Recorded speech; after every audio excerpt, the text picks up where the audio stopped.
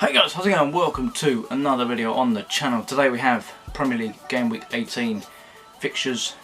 I just want to say quickly, this is going out late because I wanted to wait until the Brighton game finished. So this is going out probably 18 hours or something before the first kickoff, but it's still going out. If you're new here, make sure you subscribe. We've got lots of content coming featuring the FA Cup Round 4 predictions. The draw's being made later tonight, so we'll find out who's playing who for Round 4 and Round 5 really soon. Cracking set of fixtures that have just gone by. Fantastic game week of FA Cup football. And of course we have the Premier League predictions coming out every game week, and then Champions League and Europa League coming soon. And also F1 content will be coming to the channel very soon. So there's only 6 games this week. Just want to quickly say, this morning there was talks about Aston Villa versus Tottenham being postponed and Tottenham versus Fulham being played. So I don't know what's going on there, but I'm still going to go with Tottenham playing Aston Villa. Below me is the first set of fixtures, and then we've got the next 2 and then the 2 after, although there's 3 on Wednesday. So yeah, I've just figured it out in a way that I can be on the screen at the same time, so I've just gone with this graphic for this week because there's only 6 games. So the first game is Sheffield United versus Newcastle. Now their last games both being in the FA Cup, Sheffield United got their first win of the season, beating Bristol Rovers 3-2 with a full strength side compared to Newcastle, who took Arsenal to extra time. They could have beaten Arsenal in 90 minutes, of course, with the chance that Andy Carroll missed, but went to extra time and they eventually lost 2-0. So tired legs for Newcastle, definitely more travelling for them. But Sheffield United played their first team against League One Bristol Rovers. Last year, Newcastle were one of the only teams to do the double over Sheffield United, winning 2-0 at Bramall Lane, and then at St James's Park a John Egan red card in the second half changed the game completely, and Newcastle went on to win 3-0. St Maximin won't be playing still for Newcastle, recovering from COVID, and I think all these factors play a big part with Sheffield United's first team playing in the Cup and Newcastle going to extra time, and just the fact that I think the Cup win for Sheffield United could be a little momentum boost here, being at home as well at Bramall Lane, and I think this game's going to be a boring 0-0.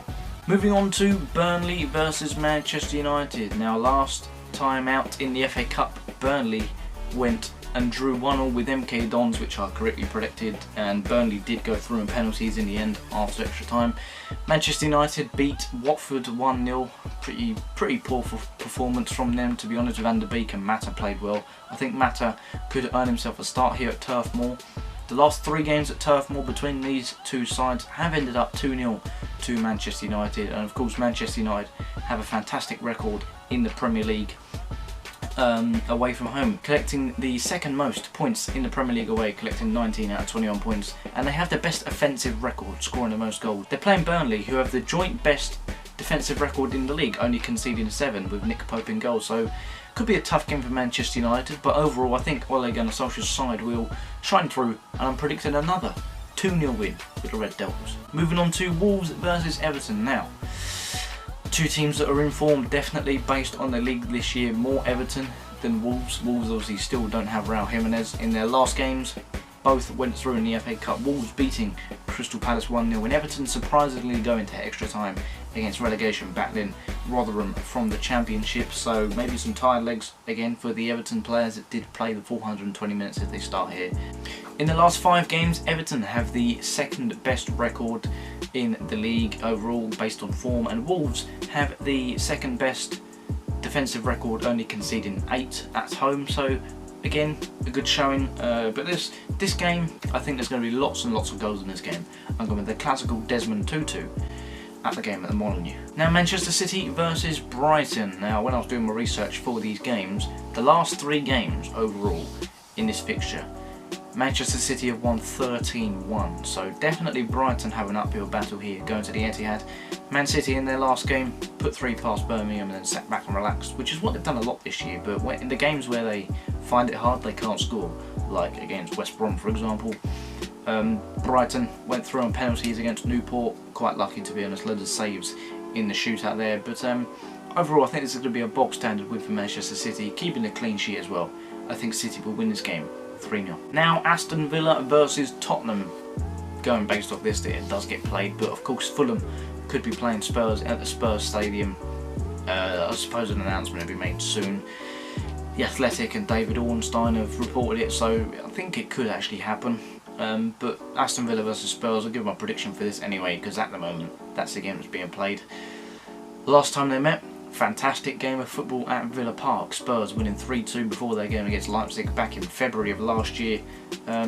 Struggled a bit, but Son scored the goal with a broken arm that he picked up in the first 10 minutes, so but it's a completely different Villa side here. They're doing well this season. They're better away from home than they are at home, which fills me with some sort of confidence, and Spurs have the 4th best away record in the league. Spurs played Marine in a much rotated side. First team players got some key minutes that are needed, like Sissoko and Alderweireld to keep up with fitness. Dele Alli played well.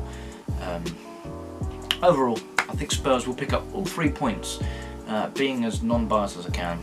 I think if it does get played, then there'll be a lot of COVID hitters missing for Villa. I think that'll play into Spurs' favour. Spurs winning 2-1. And now the last game this week on Thursday is Arsenal taking on Crystal Palace. A different side of Arsenal we've seen recently, apart from the FA Cup game.